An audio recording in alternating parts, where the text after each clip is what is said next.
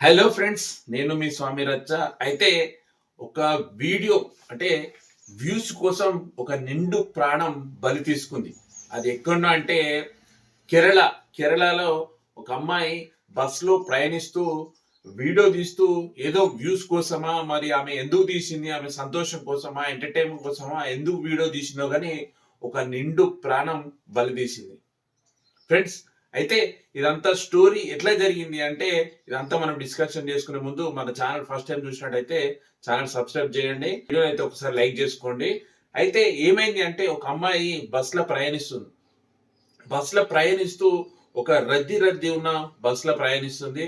ప్రయాణిస్తూ ఆమె ఏం చేసింది అంటే అక్కడున్న చుట్టూ అంటే పబ్లిక్ బస్ కాబట్టి ఫుల్ రష్ ఉంటుంది. అక్కడ ఆఫీస్ డ్యూటీకి వెళ్ళే వాళ్ళు, విలేజ్లోకి వెళ్ళే వాళ్ళు, వాళ్ళంతా రష్ ఉంటుంది కాబట్టి ఈ అమ్మాయి ఆమె మరి దేనికోసం వ్యూస్ కోసం వీడియో తీసిందా తెలియదు. కానీ వీడియో తీసుకుంటా ఇట్లా అంటే వీడియో తీసుకుంటా పక్కన ఎవరు టచ్ చేస్తున్నారు అనేసి వీడియో తీసుకుంటా ఉంటుంది.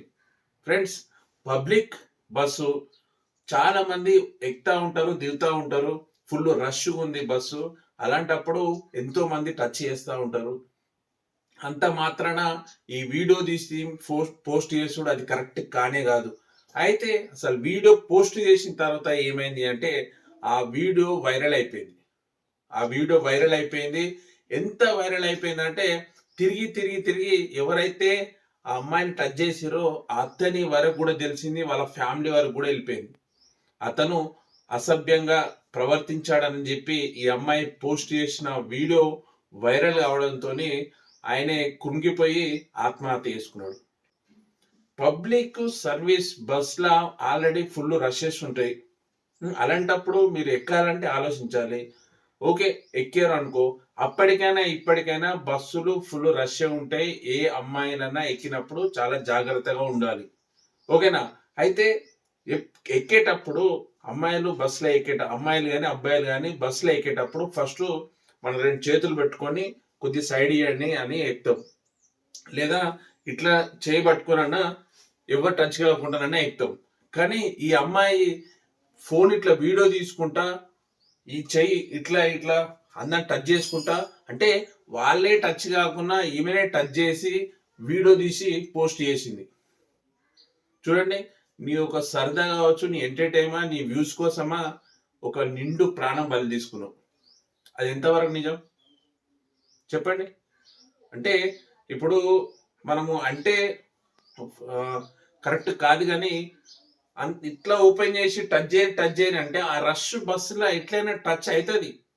సరే, టచ్ అయింది అనుకో, అక్కడనే పిలిచి ఆ కండక్టర్ను డ్రైవర్ను పిలిచి అక్కడ ఒక తిట్టే ఉండే, లేకపోతే చెంప మీద ఒక దెబ్బ కొట్టేది ఉండే, ఏం చూసుకుంటలేవా టచ్ చేస్తున్నావు అనేసి. కానీ నీ వ్యూస్ కోసం నిండు ప్రాణం బలైపోయింది.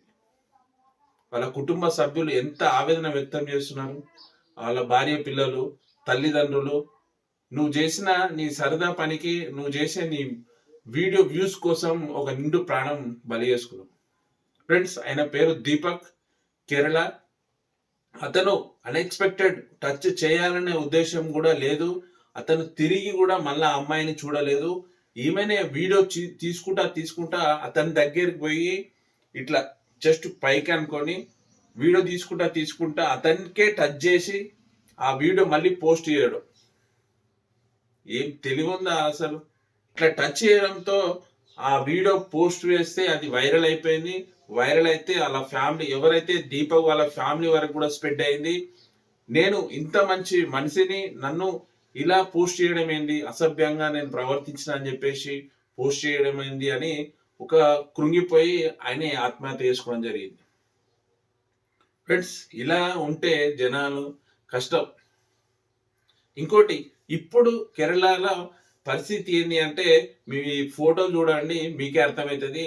ఎవరు అమ్మాయిలు కనిపించినా అట్టలు అడ్డం పెట్టుకొని కనిపిస్తా ఉన్నారు. బస్సులలో కూర్చున్న అడ్డం పెడుతున్నారు. ఎవరు మాట్లాడినా కానీ కావాలంటే మీకు ఏఐ ఫోటోలు చూడండి ఎట్లా చేసిరో. అది పరిస్థితి, ఇప్పుడు కేరళ ఉన్న పరిస్థితి అది. నిజంగా ఇలా చేస్తే చాలా కష్టం అండి. అమ్మాయిలు నిజంగా అంటే మీరు ఈ కమిషనర్లు, మహిళా కమిషనర్లు ఇవన్నీ వస్తాయి కానీ ఇక్కడ కేరళలో ఈ అమ్మాయి చేసింది అయితే 100% తప్పు. ఓకే.